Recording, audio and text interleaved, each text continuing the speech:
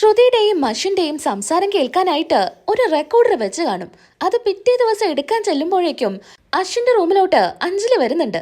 അതുകൊണ്ട് തന്നെ അത് എടുക്കാൻ ശ്യാമിന് പറ്റുന്നുണ്ടായിരിക്കില്ല. അങ്ങനെ അവിടെ ക്ലീൻ ചെയ്യാൻ വരുന്ന രാമേട്ടൻ അതെടുത്ത് അലമാറയിൽ വെക്കുന്നുണ്ട്.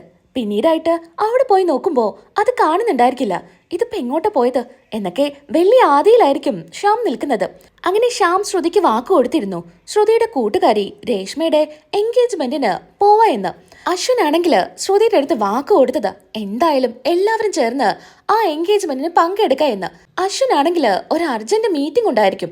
അതുകൊണ്ട് തന്നെ മീറ്റിംഗ് കഴിഞ്ഞ് നേരത്തെ വരാമെന്നും പറഞ്ഞ് അശ്വിൻ പോകുന്നുണ്ട്. എന്നാ എങ്ങനെയെങ്കിലും ശ്യാം ഈ ഫംഗ്ഷന് വരരുത്, അത് മുടക്കണം എന്ന് ശ്യാമും മനോരമയും പ്ലാൻ ചെയ്യുന്നുണ്ട്. ഓഫീസിലോട്ട് വിളിച്ച് ലാവണ്യോട് ഇക്കാര്യം പറയാം. ലാവണ്യക്ക് എന്തായാലും അശ്വിന്റെ അടുത്ത് ഒരടുപ്പമുണ്ട്. അതുകൊണ്ട് അവളെടുത്ത് ഇക്കാര്യം പറഞ്ഞാലേ അശ്വിൻ എന്തായാലും ഓഫീസിൽ നിന്ന് വീട്ടിലോട്ട് വിടില്ല. എങ്ങനെയെങ്കിലും അവന്റെ വരവ് മുടക്കും. ലാവണ്യയുടെ അടുത്ത് ഇതെല്ലാം വിളിച്ചു പറയുന്നുണ്ട്. എല്ലാം ഞാൻ ഏറ്റു ആൻറ്റി, ആ ഫംഗ്ഷൻ എന്തായാലും അശ്വിൻ വരില്ല, അശ്വിനെ ഞാൻ ഇവിടുന്ന് വിടില്ല എന്നൊക്കെ ഉറപ്പ് കൊടുക്കുന്നുണ്ട് ലാവണ്യ. ഓഫീസിൽ വലിയ രീതിയിൽ മീറ്റിംഗ് എല്ലാം നടക്കുന്നുണ്ട്. നേരത്തെ വരാ എന്ന് പറഞ്ഞു പോയാ അശ്വിൻ ഒരുപാട് നേരമായിട്ടും കാണുന്നുണ്ടായിരിക്കില്ല. എല്ലാവരും ഒരുങ്ങി നിൽക്കുമായിരിക്കും. അങ്ങനെ മുത്തശ്ശി പറയുന്നുണ്ട്, ആകാശേ അശ്വിൻ എന്താ ഇതുവരെ വരാത്തെ? അവൻ്റെ അടുത്ത് പറഞ്ഞതല്ലേ നേരത്തെ നമുക്ക് ആ ഫംഗ്ഷന് പോകണമെന്ന്. ഫംഗ്ഷൻ കഴിഞ്ഞിട്ട് നമ്മൾ അങ്ങോട്ട് പോയിട്ട് എന്താ കാര്യമുള്ളത്? ആകാശേ നീ എന്തായാലും അശ്വിൻ ഒന്ന് വിളിച്ചു നോക്ക്, അവന് എന്താ വരാത്തേന്ന് ചോദിക്ക് എന്നും പറഞ്ഞ് മുത്തശ്ശി ഏൽപ്പിക്കുകയാണ്. ആകാശ് എങ്ങനെ അശ്വിൻ്റെ ഫോണിലോട്ട് വിളിക്കുകയാണ്. എന്നാ അശ്വിൻ മീറ്റിംഗിലായ കാരണം ഫോണ് ശ്രദ്ധിക്കുന്നുണ്ടായിരിക്കില്ല. വിളിക്കുന്നത് ലാവണ്യ കാണുന്നുണ്ടായിരിക്കും. പെട്ടെന്ന് തന്നെ അത് ഓഫ് ചെയ്ത് വെക്കുന്നുണ്ട്. കാണാത്ത രീതിയിൽ ഫോൺ ഒരു ഭാഗത്തോട്ട് മാറ്റി വെക്കുകയാണ്. മീറ്റിംഗിൽ അങ്ങോട്ടും ഇങ്ങോട്ടും വാക്കുതർക്കമൊക്കെ ഉണ്ടാവുന്നുണ്ട്. എന്തായാലും നിങ്ങൾക്ക് ഞങ്ങൾ ഓർഡർ തരാൻ പോകുന്നില്ല. ഇനി ഓർഡർ തരണമെങ്കിൽ നിങ്ങളുടെ കമ്പനിയുടെ പേര് മാറ്റണം. അതൊരിക്കലും നടക്കാൻ പോകുന്നില്ല. അല്ലെങ്കിൽ ഞങ്ങൾ ഓർഡർ ഒന്നും തരില്ല. അശ്വിന്റെ പേരിൽ പോലീസ് കേസ് ഉണ്ടായി കോടതി വരെ എത്തിയതാ. ആ സമയത്ത് ഈ കമ്പനിയുടെ പേര് എല്ലാവരും അറിഞ്ഞതുമാണ്. അതുകൊണ്ട് ഇങ്ങനൊരു കമ്പനിക്ക് ഞങ്ങളുടെ ഇത്രയും വലിയ ഓർഡർ തരാനൊന്നും പറ്റില്ല എന്നൊക്കെ പറഞ്ഞ് അങ്ങോട്ടും ഇങ്ങോട്ടും പ്രശ്നമാവുന്നുണ്ട്. ആകെ കൂടെ ദേഷ്യത്തിലാണ് അശ്വിൻ നിൽക്കുന്നത്. എല്ലാവരും അശ്വിനെ വെയിറ്റ് ചെയ്ത് നിൽക്കുമായിരിക്കും. ശ്രുതിയോടും പ്രീതിയോടും മുത്തശ്ശി പറയുന്നുണ്ട്, നിങ്ങളൊരു കാര്യം ചെയ്യേ, നിങ്ങൾ രണ്ടുപേരും അങ്ങോട്ടേക്ക് പോക്കോ, അശ്വിൻ വന്നിട്ട് ഞങ്ങൾ അങ്ങ് വന്നോളാം. വേണ്ട മുത്തശ്ശി, അത് വേണ്ട, നമുക്കെല്ലാവർക്കും ഒരുമിച്ച് പോവാം. അശ്വിൻ വരട്ടെ എന്നിട്ട് നമുക്ക് പോവാമെന്ന് പ്രീതി പറയുന്നുണ്ട്. എന്താ ആകാശേ, അവൻ എന്താ ഒന്ന് ഫോൺ എടുക്കാത്തെ? നീ ഒരു കാര്യം ചെയ്യേ, ഓഫീസിലോട്ടൊന്ന് വിളിച്ചു നോക്ക്. അങ്ങനെ ഓഫീസിലോട്ട് വിളിക്കുന്നുണ്ട് ആകാശ്. ആ സമയത്ത് ഫോൺ കൊടുക്കാനായിട്ട് ക്യാബിനിലോട്ട് കയറുന്നുണ്ട്. പെട്ടെന്ന് ലാവണ്യ അവിടെ വന്ന് തടുക്കുന്നുണ്ട്. മാഡം, അശ്വിൻ സാറിന് ഒരു അർജന്റ് കോളായിരുന്നു. ആരായാലും ഇപ്പം അശ്വിൻ സാറിന് സംസാരിക്കാൻ പറ്റില്ല, ഇമ്പോർട്ടൻറ്റ് മീറ്റിംഗ് നടക്കുമല്ലേ എന്നും പറഞ്ഞു വിടുന്നുണ്ട്. ഒരു കാരണവശാലും അശ്വിൻ പോവരുത്, അതായിരിക്കും ലാവണ്യയുടെ മനസ്സിൽ. ആകാശ് സാറേ, മീറ്റിംഗ് നടന്നുകൊണ്ടിരിക്കുക, അതുകൊണ്ട് ഡിസ്റ്റർബ് ചെയ്യരുതെന്നാ പറഞ്ഞത്. അങ്ങനെ ഫോൺ കട്ട് ചെയ്യുന്നുണ്ട്. മുത്തശ്ശി, മീറ്റിംഗ് നടന്നുകൊണ്ടിരിക്കുക. അത് കുഴപ്പമില്ല മുത്തശ്ശി, എന്തായാലും ഡിസ്റ്റർബ് ചെയ്യണ്ട, ഇമ്പോർട്ടൻറ്റ് മീറ്റിംഗ് അല്ലേ, അത് കഴിയുമ്പോൾ അശ്വിൻ സാറ് വന്നോളും എന്നും പറഞ്ഞ് ശ്രുതി റൂമിലോട്ട് പോകുന്നുണ്ട്. ഇതൊക്കെ കണ്ട് ശ്യാം പറയുന്നുണ്ട്, എൻ്റെ ശ്രുതി മോളെ, ഒരിക്കലും നിന്റെ അശ്വിൻ വരാൻ പോകുന്നില്ല. നിങ്ങൾ രണ്ടുപേരും ഒരുമിച്ച് ആ ഫംഗ്ഷന് പങ്കെടുക്കില്ല. നീ എന്തായാലും ഇനിയും ഒരുപാട് സങ്കടപ്പെടാൻ പോകുന്നേ ഉള്ളൂ. മോഹനൻ അമ്മയോട് പറയുന്നുണ്ട്, അമ്മേ, ശ്രുതിക്ക് വലിയ സങ്കടമായിട്ടുണ്ട്. എന്താ ചെയ്യുക, അശ്വിൻ വരണ്ടേ? അവൻ ഇമ്പോർട്ടൻറ്റ് മീറ്റിംഗ് ആണെന്നൊക്കെ പറഞ്ഞു. പക്ഷേ ഇങ്ങനെ വാക്ക് കൊടുത്തിട്ട് അവൻ വന്നില്ലെങ്കിൽ അത് ശ്രുതിക്ക് സങ്കടം തന്നെയല്ലേ. നമുക്കെന്തായാലും കുറച്ചു നേരം കൂടെ കാത്തിരിക്കാം, അല്ലെങ്കിൽ നമുക്ക് എല്ലാവർക്കും കൂടെ അങ്ങ് പോവാം എന്ന് തീരുമാനിക്കുകയാണ്. പിന്നീടായിട്ട് ശ്രുതി റൂമിൽ പോയി സങ്കടത്തോടു കൂടി ഇരിക്കുന്നുണ്ട്. എന്നിട്ട് കുട്ടീഷിനോട് സംസാരിക്കുന്നുണ്ട്. നീ എന്തിനാ എന്നെ ഇങ്ങനെ പരീക്ഷിക്കുന്നേ എന്നൊക്കെ പറഞ്ഞ് കരഞ്ഞുകൊണ്ടായിരിക്കും ശ്രുതി ഇരിക്കുന്നത്. മീറ്റിംഗ് എല്ലാം കഴിഞ്ഞ് ആകെക്കൂടെ ഡിസ്റ്റർബായിട്ടായിരിക്കും അശ്വിൻ ഇരിക്കുന്നത്. എന്നാ ലാവണ്യക്ക് എങ്ങനെയെങ്കിലും അശ്വിൻ്റെ മൈൻഡ് മാറ്റണം, ഫോൺ എടുത്ത് നോക്കരുത് എന്നൊക്കെ ആയിരിക്കും. അങ്ങനെ ലാവണ്യ പറയുന്നുണ്ട്, അശ്വിൻ, നീയാകെ ഡിസ്റ്റർബാണല്ലോ, നീ എന്തായാലും ഒന്ന് റിലാക്സ് ചെയ്തിരിക്കുക. എനിക്കാകെ കൂടെ ഭ്രാന്ത് പിടിക്കുന്നുണ്ട്. എന്തൊക്കെയാ അവർ വന്ന് പറഞ്ഞത്? ഞാൻ അതിന് മാത്രം തെറ്റൊന്നും ചെയ്തിട്ടില്ലല്ലോ. കള്ളക്കേസ് കുടുക്കി എന്നെ അവരൊക്കെ പറ്റിച്ചതല്ലേ. അതിൻ്റെ പേരിൽ എൻ്റെ ബിസിനസ് വരെ ഇപ്പം തകരുന്ന അവസ്ഥയിലാ. ഇതെല്ലാം എൻ്റെ മൈൻഡിൽ നിന്ന് മാറ്റിയിട്ട് എനിക്ക് കുറച്ചു നേരം ഒന്ന് സമാധാനത്തോടെ ഇരിക്കണം. അതുതന്നെയാ എനിക്കും വേണ്ടത് എന്ന് ലാവണ്യ മനസ്സ് ചിന്തിക്കുന്നുണ്ട്.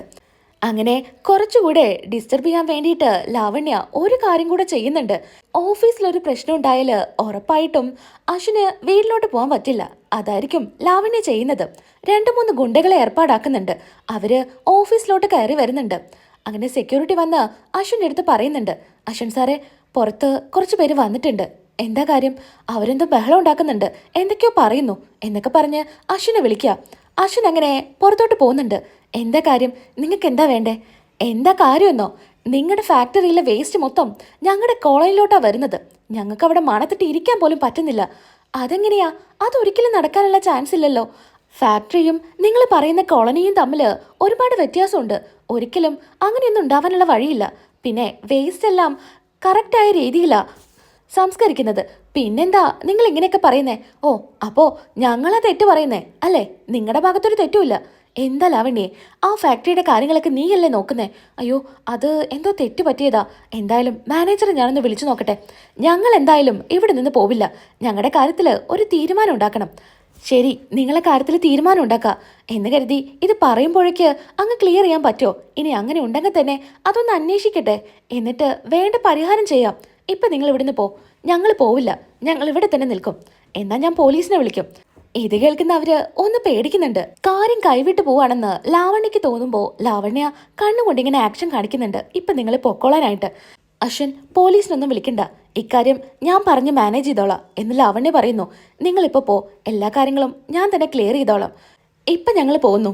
ഇനിയും ഞങ്ങൾക്ക് ബുദ്ധിമുട്ടുണ്ടായാല് ഇങ്ങനെ ആയിരിക്കില്ല പ്രതികരിക്കുക എന്ന് പറഞ്ഞ് അവരങ്ങ് പോകുന്നുണ്ട്. വീണ്ടും ആകെ ദേഷ്യത്തില് ക്യാബിനിലോട്ട് ചെല്ലുന്നുണ്ട് അശ്വിൻ. ഇതിപ്പോ നമ്മൾ വിചാരിച്ച പോലെയൊന്നും നടന്നില്ലല്ലോ എന്ന് ലാവണ്യ പറയുന്നു. ഒരുപാട് പ്രശ്നങ്ങൾ തലയിലുള്ളതുകൊണ്ട് തന്നെ ഇങ്ങനൊരു ഫംഗ്ഷന് പോകേണ്ട കാര്യം അശ്വിൻ്റെ മനസ്സിലേ ഉണ്ടായിരിക്കില്ല. അശ്വിൻ ഇങ്ങനെ അങ്ങോട്ടും ഇങ്ങോട്ടും നടക്കുന്ന സമയത്ത് ഒരു സ്റ്റാഫിന്റെ കയ്യിൽ നിന്ന് ഫയൽസ് എല്ലാം താഴോട്ട് വീഴുന്നുണ്ട്. എന്റെ കൃഷ്ണ എന്ന് ഉറക്കെ വിളിക്കുകയാണ്. ഈ വിളി കേൾക്കുമ്പോൾ അശ്വിന് ഓർമ്മ വരുന്നുണ്ട്. ഞാൻ ശ്രുതിക്ക് വാക്ക് കൊടുത്തതല്ലേ കൂട്ടുകാരിയുടെ എൻഗേജ്മെന്റിന് ഒരുമിച്ച് പോവാ എന്ന്. ആ ഓർമ്മ വരുമ്പോൾ പെട്ടെന്ന് തന്നെ ഫോൺ എടുത്ത് നോക്കുന്നുണ്ട്. എന്താ അശ്വിൻ, എന്താ? അല്ല, എൻ്റെ ഫോൺ എവിടെ? അങ്ങനെ നിലത്ത് കിടക്കുന്നുണ്ടായിരിക്കും ഫോണ്. ഫോൺ എടുത്ത് നോക്കുമ്പോൾ വീട്ടിൽ നിന്ന് ഒരുപാട് കോള് വന്ന് കാണും. അയ്യോ, വീട്ടിൽ നിന്ന് ഒരുപാട് തവണ വിളിച്ചിട്ടുണ്ടല്ലോ. ഞാനെന്തായാലും ഇറങ്ങട്ടെ. അയ്യോ, നീ എങ്ങോട്ടാ പോകുന്നേ?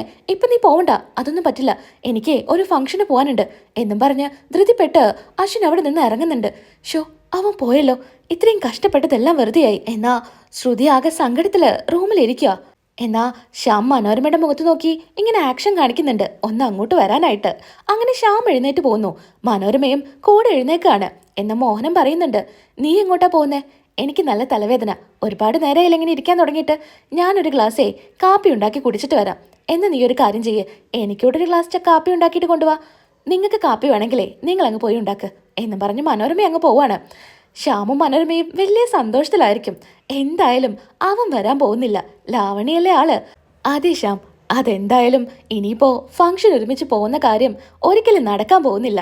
അവളെ ഇനിയും ഒരുപാട് അനുഭവിക്കാൻ കിടക്കുന്നേ ഉള്ളൂ എന്നൊക്കെ മനോരമ ശ്യാമിനോട് പറയുന്നു. പിന്നീട് എല്ലാവരും അവിടെ വന്നിരിക്കുകയാണ്. മനോരമ മുത്തശ്ശിയോട് പറയുന്നുണ്ട്, അമ്മേ, ഇനി എന്തിനാ കാത്തിരിക്കുന്നേ? അശ്വൻ വരാനൊന്നും പോകുന്നില്ല. അവൻ വരാമെന്ന് പറഞ്ഞതല്ലേ, അവൻ വരും എന്ന് മുത്തശ്ശി പറയുന്നു. അപ്പോഴേക്കും ഓടിക്കതച്ച് അശ്വിൻ അങ്ങോട്ട് വരുന്നുണ്ട്. എന്താ കുഞ്ഞാ, നീ എവിടെയായിരുന്നു? ചേച്ചി, കുറച്ച് വൈകിപ്പോയി. ഓഫീസിൽ കുറച്ച് പ്രോബ്ലം ഒക്കെ ഉണ്ടായിരുന്നു, അതുകൊണ്ടാ. എന്നാലും ഏട്ടൻ വന്നല്ലോ. ഞങ്ങളാകെ പേടിച്ചിരിക്കുകയായിരുന്നു, ഇനി ഏട്ടൻ മറന്നു കാണുമെന്ന് കരുതിയിട്ട്. എന്നാലേ ഏട്ടൻ പോയിട്ട് ഡ്രസ്സ് മാറ്റിയിട്ട് വാ. ശ്രുതി ആകെ സങ്കടത്തിലാ റൂമിലിരിക്കുന്നേ എന്നും പറഞ്ഞ് അശ്വിനെ പറഞ്ഞു വിടുന്നുണ്ട്. ഇത് കണ്ട് ഒരു ഞെട്ടലോട് കൂടിയാണ് ശ്യാമും മനോരമയും നിൽക്കുന്നത്. റൂമിലാണെങ്കിൽ ശ്രുതി കുട്ടീഷനോട് പറയുന്നുണ്ട്, നീ എന്തിനാ എന്നെ ഇങ്ങനെ പരീക്ഷിക്കുന്നേ? ഞാൻ നിന്നോട് പരിഭവം പറയാൻ വേണ്ടി വന്നതൊന്നുമല്ല. എനിക്ക് വാക്ക് തന്നതല്ലേ ഈ ഫംഗ്ഷന് ഒരുമിച്ച് പോവാ എന്ന്. വെറും വാക്കായിപ്പോയി അല്ലേ? അല്ലെങ്കിലും നീ വലിയ സന്തോഷത്തിലായിരിക്കും. നീ എപ്പോഴും എന്നെ സങ്കടപ്പെടുത്തിയിട്ടല്ലേ ഉള്ളൂ എന്നൊക്കെ പറഞ്ഞ് സങ്കടത്തിൽ ഓരോ പരിഭവങ്ങളൊക്കെ കുട്ടീഷനോട് പറയാണ്. അങ്ങനെ കൈ കിടക്കുന്ന ആ കൃഷ്ണന്റെ വിഗ്രഹം ഊരാൻ വേണ്ടി നിൽക്കുകയാണ് ശ്രുതി. അപ്പോഴേക്കും അശ്വൻ വന്ന് കയ്യിലങ്ങ് പിടിക്കുന്നുണ്ട്.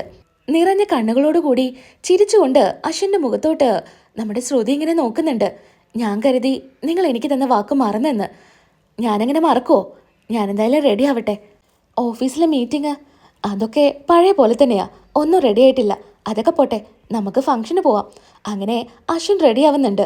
ശ്രുതിക്ക് ഒരുപാട് സന്തോഷമാവുന്നുണ്ട്. സന്തോഷത്തോടു കൂടി ശ്രുതിയും അശ്വിനും ആ ഫംഗ്ഷന് പോവാണ്. അതേ ഫംഗ്ഷന് ശ്രുതിയുടെ അച്ഛനും അമ്മയും അമ്മായിയും ഒക്കെ ചെന്ന് കാണും. എല്ലാവരും ശ്രുതിയെയും പ്രീതിയെയും തിരക്കുന്നുണ്ട്. ഏട്ടാ, ഇനിയിപ്പോ ശ്രുതിയും പ്രീതിയും വരില്ലേ? അന്ന് അവിടെ അവർ കല്യാണം പറയാൻ ചെന്നപ്പോഴേ അശ്വിന്റെ മുഖം അത്രങ്ങ് തെളിഞ്ഞിട്ടല്ല നിന്നിരുന്നേന്നാ പറഞ്ഞത്. ഇനിയിപ്പോ എന്തെങ്കിലും പ്രശ്നം കാണോ? ഒന്നും ഉണ്ടാവില്ല, അവരെന്തായാലും വരും. എന്നാലേ ഒന്ന് വിളിച്ചു നോക്ക്. ഞാൻ 2-3 തവണ വിളിച്ചതാ, ശ്രുതിമോള് ഫോൺ എടുക്കുന്നില്ല. എന്താണെന്ന് അറിയില്ല. എനിക്കൊക്കെ പേടിയാവുന്നുണ്ട്. പേടിക്കണ്ട, അവര് വരും. വരുമെന്ന് പറഞ്ഞതല്ലേ ഫംഗ്ഷന്. പിന്നെ നീ എന്തിനാ ഇങ്ങനെ ടെൻഷൻ അടിക്കുന്നേ? അതുകൊണ്ടല്ല, ശ്രുതിയുടെ കൂട്ടുകാരിയാ. നമ്മൾ ഈ ഫംഗ്ഷന് വന്നു, എന്നിട്ടും ശ്രുതിയും പ്രീതിയും വന്നില്ലെങ്കിൽ അത് വലിയ മോശമല്ലേ? എല്ലാവരും അത് ചോദിക്കില്ലേ?